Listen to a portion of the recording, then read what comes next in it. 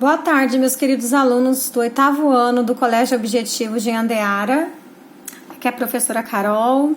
Espero que vocês estejam bem, que vocês tenham conseguido iniciar aí os estudos do segundo bimestre com a nossa apostila do módulo 3, que trata sobre cidadania, né, um aspecto tão importante na vida de todo cidadão, né? E para começar, né, hoje nós faremos a correção dessas atividades e já passarei as atividades da semana que vem.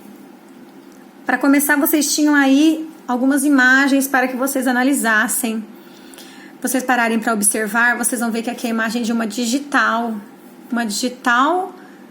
com as cores e a bandeira do Brasil.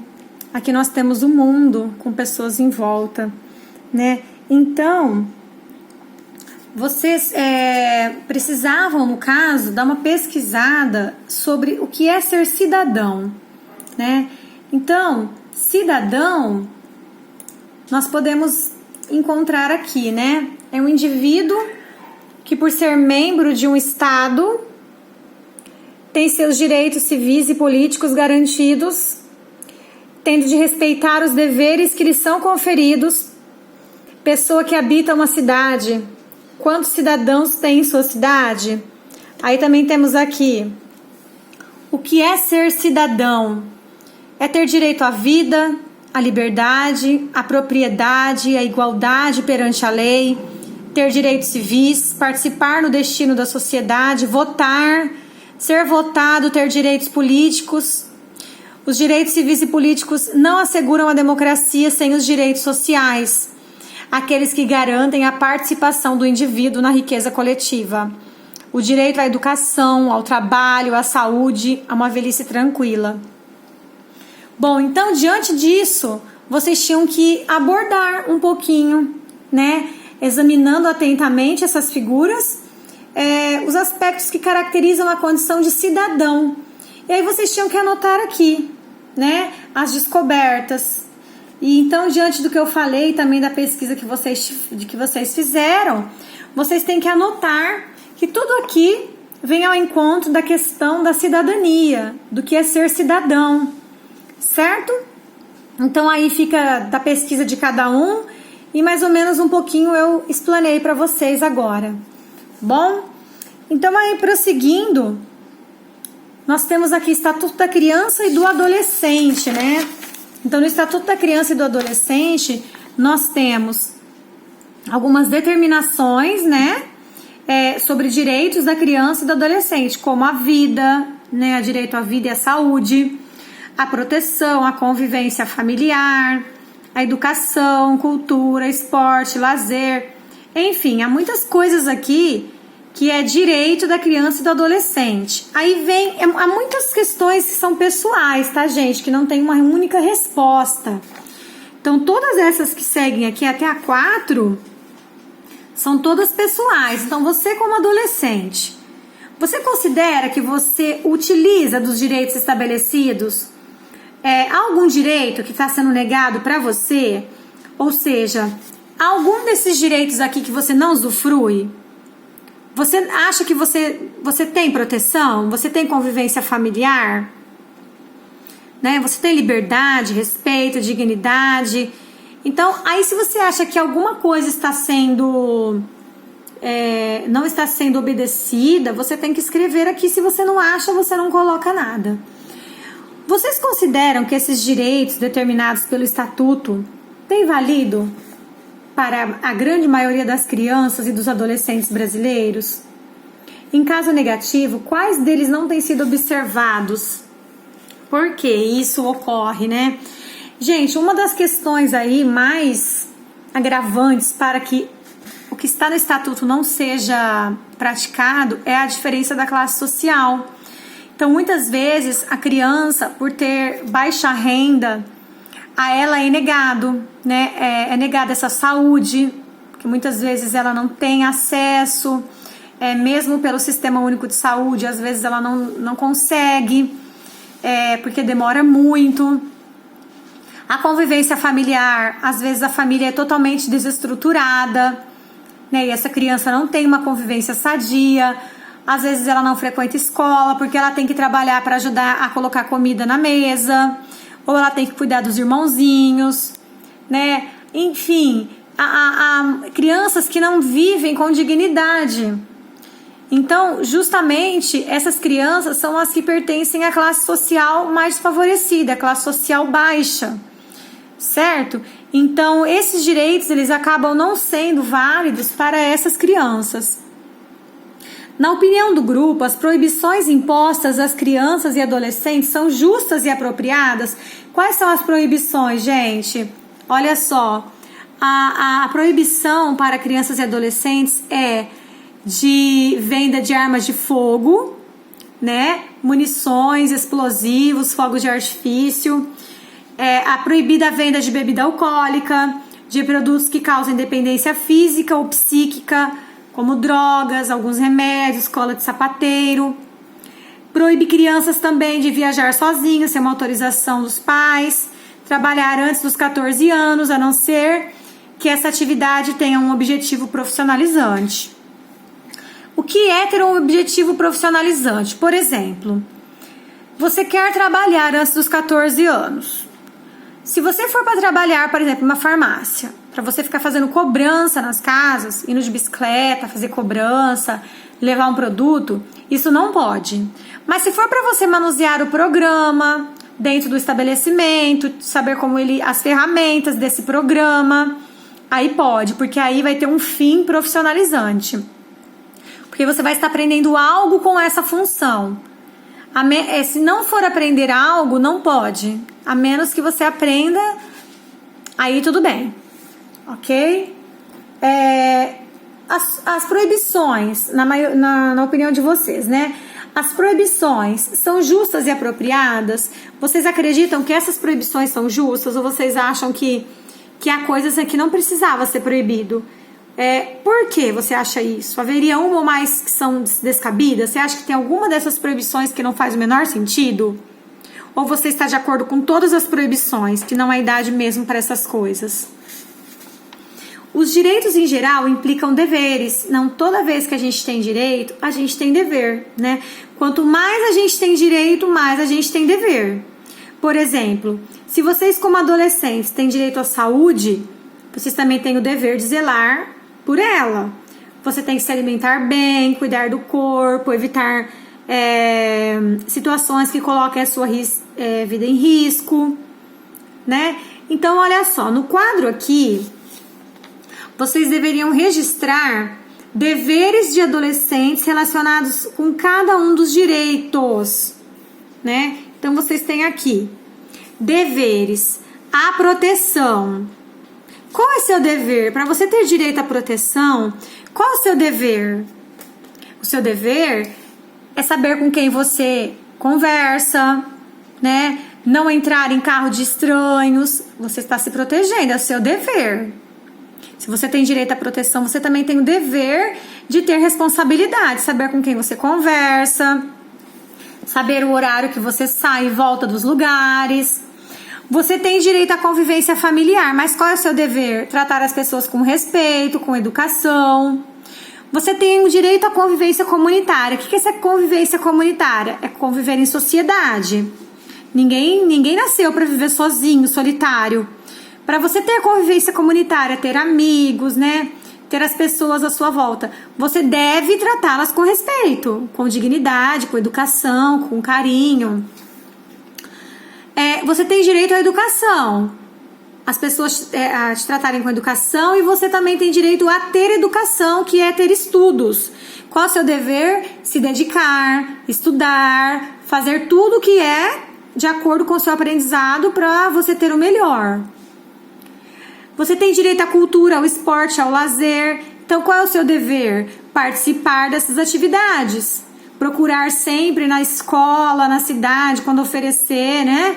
Você praticar, você frequentar, você usufruir. Você tem direito à profissionalização e proteção no trabalho, né? Então, qual é o seu dever? O seu dever é agir com responsabilidade no trabalho. Você tem liberdade direito à liberdade, respeito e dignidade. Então, o que você tem que dever?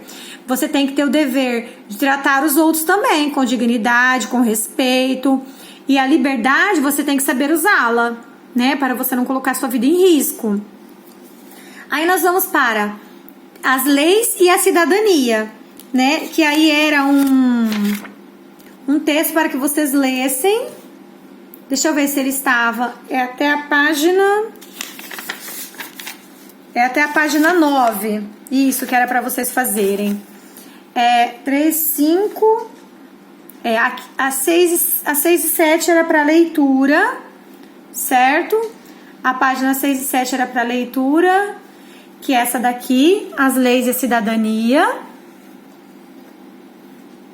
E aí depois vem as atividades para correção, tá? Vamos lá. Isso aqui é da Fer. Aí nós começamos com a nossa interpretação. O que garantia a sobrevivência dos homens pré-históricos? Pessoal, o que garantia a sobrevivência dos homens pré-históricos é a força física, conforme está lá no texto, né?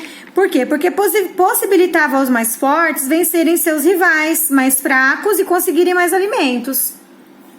Ok? Prosseguindo, 1.2. De acordo com o texto, se os homens não passassem a viver em grupos, a linguagem teria sido criada? Vocês acham que, de acordo com o texto, se os homens não vivessem em grupo, a linguagem teria sido criada? E por quê? Não, se o homem não vivesse em grupo, a linguagem não seria criada, porque ela foi criada para possibilitar a comunicação entre as pessoas do grupo.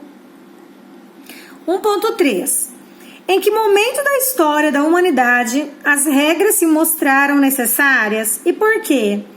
Bom, gente, aqui vocês devem ter observado que as regras se mostraram necessárias à medida que foram dominando as técnicas da agricultura, né? Em decorrência, deixando de ser nômades, os homens passaram a se organizar em grupos. A vida comunitária, né, para ser administrada de maneira a evitar conflitos, ela requer a determinação de direitos e deveres. Não adianta você só saber dos seus direitos e não saber dos seus deveres. Ok? Aí vai lá na 1.4. Se os homens não tivessem inventado uma linguagem qualquer, como desenho, língua ou outra, seria possível estabelecer regras? Não seria possível, gente. As regras, elas precisam ser partilhadas pelos membros de um grupo. Sem uma linguagem, qualquer que seja, ela não tem como ser comunicativa. Sem uma linguagem não há comunicação. 1.5. Um candidato a vereador de uma pequena cidade, durante a campanha eleitoral, prometeu propor e aprovar na Câmara Municipal toda e qualquer lei sugerida por aqueles que nele votassem. Caso fosse eleito, ele poderia cumprir essa promessa? Pessoal, é que vocês ainda não votam, mas vocês vão observar que é fácil prometer, o difícil é cumprir. Há coisas que não dependem somente de um candidato. Depende da aprovação de outros membros. E ali não adianta ele querer fazer se os outros não aprovarem. Então, o candidato ele não poderia cumprir essa promessa. No caso de serem propostas leis que contrariem o que estipula a Constituição Federal, né? Por outro lado, a aprovação de uma lei municipal também depende de um número mínimo de votos. Então, ele não poderia fazer essa promessa. Aí é 1.6, né? Suponha que se constate que em uma estação de rádio sejam sendo transmitidos programas que incentivam o preconceito contra uma determinada religião, o que é proibido por lei. Um grupo de estudantes decide tomar uma providência para impedir a transmissão desses programas. Após discussão, algumas propostas são feitas: depredar as instalações da emissora, distribuir material com comentários negativos relacionados à religião dos donos da emissora, denunciar o crime ao Ministério Público Federal, denunciar o crime ao Presidente da República. Para agir em conformidade com as leis, qual seria a ação mais adequada a ser adotada pelo grupo? Gente, a ação mais adequada seria o crime ao Ministério Público Federal, certo? Denunciar ao Ministério Público Federal. que é a alternativa C. Porque é ele que é o órgão responsável pela fiscalização do cumprimento das leis. As outras propostas, a A, B e a D, elas implicam práticas de crimes, certo? Por isso que elas não se enquadram aí na alternativa, somente a C. Qual a relação existente entre língua e cidadania? O que há de semelhante entre língua e cidadania? Né? Enquanto na pré-história prevalecia a força física, no mundo civilizado, as ações voltadas para garantir os direitos se fazem pela palavra, pela argumentação consistente e bem fundamentada. Então, é essa a relação, ok? Bom, aí, eu creio que era até aqui que eu havia passado para que vocês fizessem. E aí, vocês farão... nós vamos entrar na questão da charge, certo? A charge, ela tem muita proximidade com o cartoon, viu, gente? Ela é uma espécie de anedota gráfica que se vale muito da linguagem não verbal. Vocês vão ter que analisar bastante aí o desenho, né? Mas ela também é associada com a linguagem verbal, ok? Aí então vocês vão ter que analisar essa charge para responder as perguntinhas que eu vou fazer para vocês. Então, eu vou deixar para vocês fazerem aqui a interpretação da charge, certo? Aí vocês terão umas páginas que é da Fernanda, essas daqui é da Fernanda. Vocês terão crase, que também é da Fernanda. E aí nós viremos para a participação na vida escolar, onde vocês lerão esse textinho, né? Propostas que envolvem coletividade, justificativa, participação na realização do que é proposto. E aí vocês farão. A tarefa que eu havia passado para vocês era a tarefa 19 e 20. A tarefa 19 e 20. A tarefa 19, ela traz o texto Cidadania, Direitos e Deveres, tá? Então, aí vocês tiveram que ler essa tarefinha e nós vamos para as respostas. Nas mais diferentes situações de comunicação, somos incitados a emitir nossas opiniões. De modo geral, isso é muito positivo. Para nos posicionarmos, refletimos sobre nossa realidade e podemos interferir no rumo dos acontecimentos. No texto que vocês leram, que ideia geral se defende sobre o exercício da cidadania?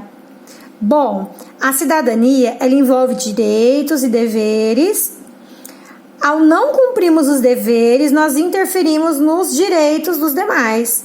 Então, tem que sempre que casar ali, direito e dever devem caminhar juntos. Ao emitirmos nossas opiniões, buscamos convencer nossos interlocutores de que o que afirmamos é válido, importante, útil, correto. Nosso poder de convencimento pela palavra tende a ser mais eficiente quanto mais bem elaboradas forem nossas justificativas. Podemos justificar nossas opiniões indicando fatos que exemplificam o que afirmamos, citando conclusões de estudo sobre o assunto, mencionando pontos de vista de especialistas e evidenciando a lógica que está embutida em nossos argumentos. No texto, como se justificou o ponto de vista defendido? Bom, foram mencionados fatos, foram fatos que foram exemplificados, como furar fila, jogar lixo em local público, utilizar sem cuidado o bem comum, entre outros, né? No texto, o que se pode apontar como conclusão, né? Só tem moral e autoridade para cobrar direitos quem cumpre os deveres. Então, essa seria a conclusão. Que você só tem moral para cobrar direitos se você cumprir o seu dever. Certo? Aí, nós temos depois um texto de opinião, tá? Um texto de opinião que vocês devem ter lido, né? Oralmente ou por escrito. Constantemente estamos emitindo opiniões, pontos de vista, né, de vários gêneros, ainda questão, quando a gente fala de finalidade, última não seja argumentar para defender uma ideia. Então, gente, o texto de opinião, ele é geralmente encontrado em jornais, na seção editorial, chama-se artigo de opinião, tá? Então, aqui, vocês veem aqui, geralmente o texto de opinião é elaborado em linguagem formal, de acordo com as normas da língua padrão. No entanto, dependendo da situação e de onde ela será publicada, né, pode-se usar uma linguagem mais informal. No decorrer do seu estudo, você entrará em contato com vários textos de opinião, inclusive no ano que vem. Com estruturas mais complexas, vocês vão ver a questão de criar argumentos, de criar teses. Mas então vamos lá. Procure identificar alguma ação praticada, frequentemente por jovens de sua idade, que à primeira vista parece inofensiva, mas pode inviabilizar direitos de outras pessoas. Ok? Aí vocês deveriam expor isso. Então, vocês tiveram que transcrever aqui a ação e a situação em que ocorre e explicar por que essa ação é contrária à cidadania. Então, você tinha que pensar aqui em uma ação e a situação em que essa ação ocorre. E depois explicar por que ela é contrária à cidadania. Por que ela não está de acordo com o que nós entendemos ser cidadania, né? E aí depois você deveria sugerir uma ação mais adequada para a situação descrita, que seja compatível com o exercício da cidadania. Por exemplo, criança que é obrigada a trabalhar, que não pode estudar. Que ação que a gente faz para que isso seja compatível com a cidadania, né? Então, assim, é mais pessoal também. Aí tinha a tarefa 20, né, para vocês fazerem. E aí vocês tinham aqui, ó, cidadania ainda, né? Me ajude, me dê algo, meu estômago está doendo. Aí o outro fala assim: pobrezinho, deixa dissolver sonrisal. Em 1 minuto trará novamente aquela sensação agradável de bem-estar. Então, olha só, para enganar, né, o estômago. Porque o estômago da personagem que pede ajuda estaria doendo? Gente, estaria doendo porque ele não comeu, né? Porque ele está com fome. Depois, o que a personagem que oferece ao pedinte um sorrisal, medicamento que age contra a azia e a má digestão, estaria dando a entender? Estaria dando a entender que a dor de estômago teria sido provocada por algo que a pessoa comeu, né? Talvez em quantidade excessiva. Porque quando a gente come demais, a gente fica com dor de estômago, né? Sugere isso? A personagem que oferece o sonrisal demonstra empatia, isto é, compreensão das emoções e capacidade de se identificar, se colocar no lugar do outro? Não.